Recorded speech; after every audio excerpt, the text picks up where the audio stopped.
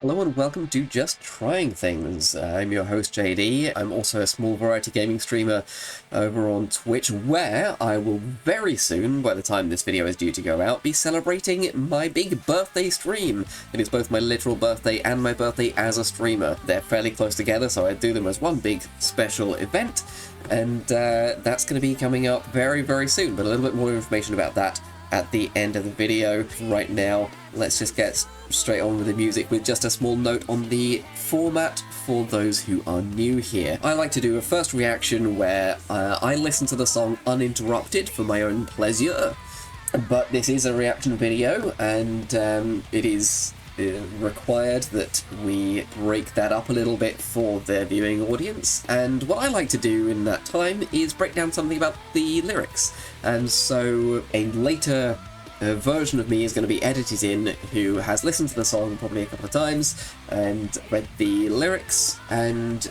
is going to give a few thoughts on just my interpretation of what the song is about and just my kind of assessment of it. I don't do like a huge amount of research or anything, so this isn't like definitive. People in the comments are probably going to be able to inform me about a lot more about the specifics. It's just my kind of thoughts. But people have been quite appreciating those thoughts, so I'm going to carry on doing them. So, we are getting close to the end of this series on Jinjer's Duel album. This is Green Serpent. Someone commented, I have had a little bit of a heads up about some of the themes of this album, and from the sort of main image here, I suspect I can kind of already see where this is going just thematically. Let's just get into it.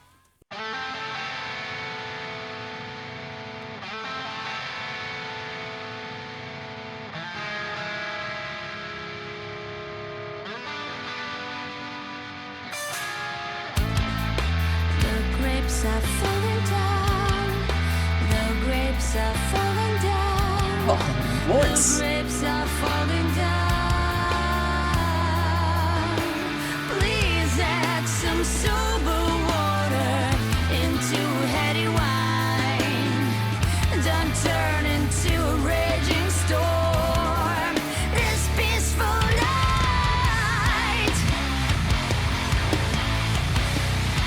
This peaceful night.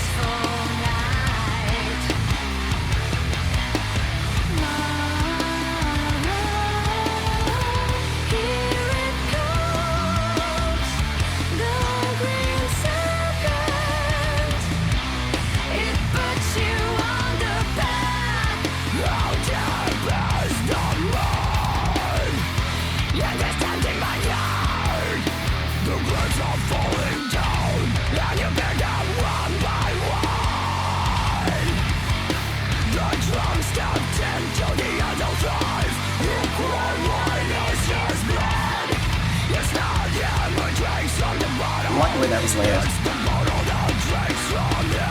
Yeah, just a black coffee for me, thanks. Hello. I'm Lyrical Analysis JD, and I first read these lyrics last night, and there's something very troubling about them, very haunting.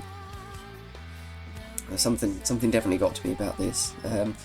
The grapes are falling down, the grapes are falling down. Please add some sober water into heady wine. Don't turn into a raging storm this peaceful night, this peaceful night. As First Listen JD alluded to, there is a theme that I've been alerted to in advance regarding alcohol and Tatiana's struggle with it, and fairly clear that that's going to be a theme from this. I think straight away this please add some water into heady wine, don't turn into a raging storm this peaceful night. There's I think part of what was sort of haunting to me about this is the lack of control that it expresses, both in a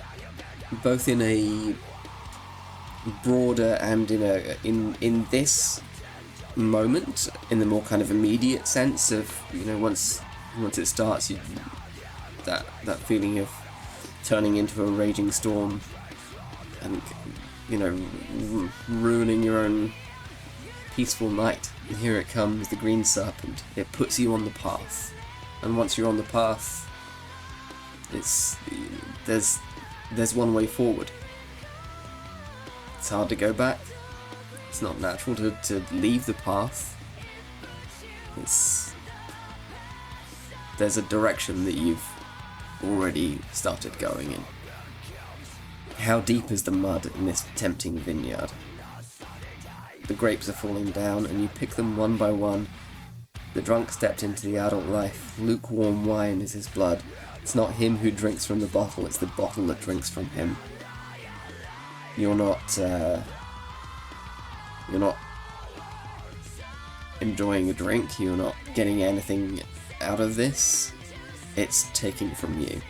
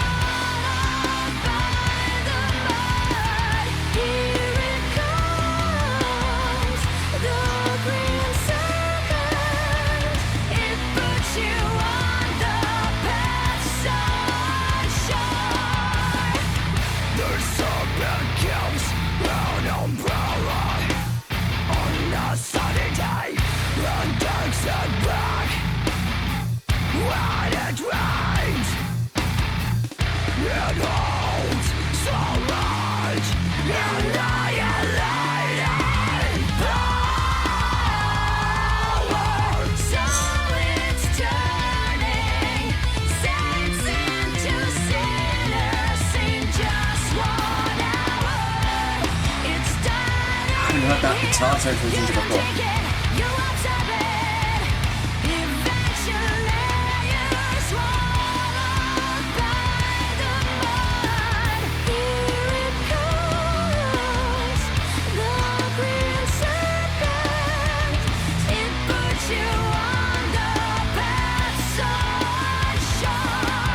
It's starting here. You don't drink it, you absorb it. Eventually you're swallowed by the mud. Here it comes, the Green Serpent. It puts you on the path so unsure. It's so sinister. It's predatory, the serpent. It's starting here, but this is just the start. You don't drink it, you absorb it. It pervades you. And eventually you're swallowed by the mud. And it puts you on the path so unsure that, again, I think it's the powerlessness. I think it's the lack of control that was disturbing me so much when I first read this. The serpent gives an umbrella on a sunny day and takes it back when it rains. People drink for a number of reasons. One of the reasons that I'm reading here is that it's numbing, right? It's people drink to try and take away their pain. But that umbrella is still going to affect you on a sunny day, and often when it rains, when you most are in dire straits, it's not helping. It's not true for everyone, but this is what defines it as a problem for those for whom it is. Is that it ceases to be something that you're feeling anything good from, and it's stopped protecting you from the feelings that you started to try and drown in the first place. It holds so much annihilating power. I don't need to comment how strong that line is. So it's turning saints into sinners in just 1 hour. To go back to the theme of, it's put you on the path, and it's turning you into a raging storm on what would otherwise have been a peaceful night. And I think the reason this got to me so much, to go back to verse 1, is please add some sober water. It's the please. It starts out, first word of first verse is please. we come straight out of the gate of just not wanting this. We're set up right from the beginning to feel that this isn't what we want, but it's what's happening. It's starting here. You don't drink it, you absorb it. Eventually you're swallowed by the mud, which is obviously, again, it's that being consumed. And again, it's something that you're struggling against, being stuck in the mud, and the image of struggling to free yourself. It just adheres to you, it grips you, you can't move for it. And it's the bottle that drinks from him. How deep is the mud in this tempting vineyard? The grapes are falling down and you pick them one by one. The drunk stepped into the adult life. Lukewarm wine is his blood. The blood that should be your life is something else. It's not you. You haven't drunk from the bottle. The bottle has drunk from you, and it's consumed you. And your very blood is no longer you. You are not yourself anymore. The other thing that's intriguing me here is him. If I hadn't been told this album featured themes of Tatiana's own struggle with alcohol, I'd be reading this as her talking about somebody else, pleading with him to add some sober water and don't turn into a raging storm this peaceful night. And it could be both. Songs can have more than one meaning. So easily it could be, the sort of first read of this certainly is that it's addressing someone else. But at the same time, you can be doing that as a way of distancing yourself, just kind of make it easier to tell that story by making it not your own. I'm going to read this how I read this. I'm going to try not to take on board too completely the thing that I've been told. I'm going to read it how I read it. Spoilers, people. Spoilers. Don't give me spoilers. And if that means I get them wrong, tell me in the comments after I've done it. Because without that, what I'm reading in Please Add Some Sober Water and Don't Turn Into a Raging Storm is that, if anything, this sounds like it's addressing someone who she fears when he's drunk. And that's telling a very different story. Or more broadly, someone who just makes everything worse around them. For themselves and for everybody else who has to deal with their storm. And if that includes Tatiana, sure. But I think the story here is a broader one than just being about her own experience. It holds so much annihilating power. So it's turning saints into sinners in just 1 hour. The good person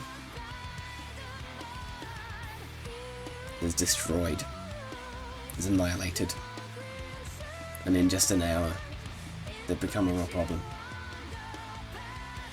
And that's gotta hurt to watch, and it's gotta hurt to be that person too. A foe and a friend, looks you in pirouette. Shame hurts more than headache. And the Green Serpent slither away. Let the Green Serpent slither away. Now the quality pause there on First Reaction JD. A foe and a friend locks you in pirouette. Shame hurts more than headache. That's a great line. Let the Green Serpent slither away, and let the Green Serpent slither away. And it returns to the grapes falling down. Yeah, I like how you can read a foe and a friend both in reference to the alcohol and the drinker, contextually. So a foe and a friend, if you're talking about someone else, you know, it's a friend who maybe turned into a foe. Contextually in the verse there, the foe and a friend locks you in pirouette. That is it is about the alcohol. That's easy enough to read, but you sort of, when on first encountering the line, it could be either. And yeah, the shame hurts more than headache. Like, you might be hungover in the morning, but worse than that, knowing that you might have hurt people around you, knowing that you gave up control to the Green Serpent when you could have let it slither away. Whether it is about oneself or about another, that powerlessness hurts either way. And just wishing the serpent would just go. Wishing that you could have the control not to turn into that raging storm. I mean, she has talked about the way she has had to be quite careful and not party with the rest of the band, basically, because they'd be they'd have a bit of a rager, and she couldn't do that. I think she kind of talked about it being, you know, she had to be protective of her instrument, but certainly that certainly it painted a picture of, you know, typical band shenanigans. And, you know, maybe she's saying here that someone was getting out of control. Maybe it's somebody else close to her. I think insofar as it may be about her own experience, it certainly isn't exclusively so. I think this is about somebody else first. She's just aware of it as a risk for herself, if anything. Yeah, just a very short read here. She does say that she didn't consider herself an alcoholic and wouldn't exactly call it a struggle, but it's, you know, having a shot here and a shot there when you're on tour, getting stressed and drinking to deal with it, and you know, some of the social anxiety that she feels, and the mental drain of having to speak a foreign language all the time, and that the drink was helping, but then feel terrible all the time, and eventually came to realise it's not worth it. So yeah, she's describing, I think the song isn't directly about her. She just, in terms of it's darker overtones, even though it is something that affected her, that certainly doesn't feel like it's sort of describing a raging storm and feelings of shame. I think this was a song she'd have written anyway, but which she can relate to, but from which she doesn't exclude herself, is maybe the better way to put it. Whether it is about someone in particular in her life, or about alcoholism in a broader sense. And it's likely that she will have seen this pretty broadly. When you're touring band, it is an occupational hazard.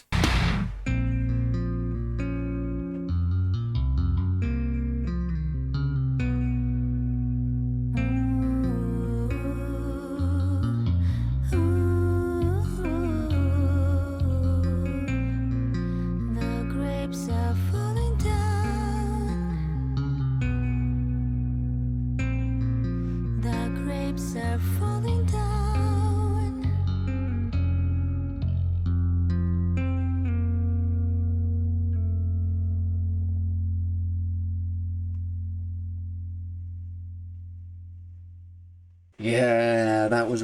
Man, her cleans have never been prettier, have they? Wow. There's so much on that, actually, that I haven't heard Jinjer do before. Like, her high, clean vocal there. I don't think that quite is a sound that I've heard from her before. There was a bit on the guitar that is very different, I would say, from Roman's usual sound as well. Obviously, future JD is going to have gone into the specifics of the vocals, but yeah, it is very, very obvious what the overall theme of the song is lyrically. I'm going to be listening to that a lot. That's really good. Really good. I'm really liking the variety on offer on this album. I really liked the last album, but it was probably the most kind of, not one note, but like on the whole it was like it aimed for heavy a little more of the time. It was a bit more kind of, it was a metal album, you know, whereas this I think has a little bit more variety, a bit more progressiveness, and I'm really enjoying that about it. Obviously, once I listen to the full album and I get the album tracks, we'll see whether that holds. But to go on the singles, certainly that's been the case. But when at the same time, when it has been heavy, it's been real meaty, real meaty. Love it. So that'll about wrap up the reaction. So yeah, if you have enjoyed the show today, firstly, you know how to use YouTube. If you like it, like it. If you want more of it, subscribe. And if you have something to say about it, then please do leave a comment. But I mentioned the Twitch channel at the start. Yeah, I'm going to be celebrating my actual and streaming birthday very, very soon after this video is due to go out. There's going to be a little bit of a retrospective of the last... It's going to be more years than I think. 4 years? I'm going to say 4. So it's going to be a perfect jumping on point if you've ever come over, and if you've never seen my streams before, you'll get to hang out. We'll be chatting our way through, just talking about all of the games I've played and some of the fun stuff that's happened on the stream. And depending how long that takes, maybe I'll play something too. But I suspect that conversation is going to run long. I tend to, for the streams especially, I tend to fly by the seat of my pants to some extent. The YouTube's a little bit more planned. So, come on over and come hang out. That's going to be Saturday the 2nd of August. I should probably have said that sooner, with less rambling before it. Saturday the 2nd of August. That'll about wrap us up. Thanks very much for watching. I already said the obligatory YouTube call to action business. So the last thing is just going to be that around about now, but there'll be a couple of things to click. So if you want to watch them more straight away, there'll be a big object over here and here to do that.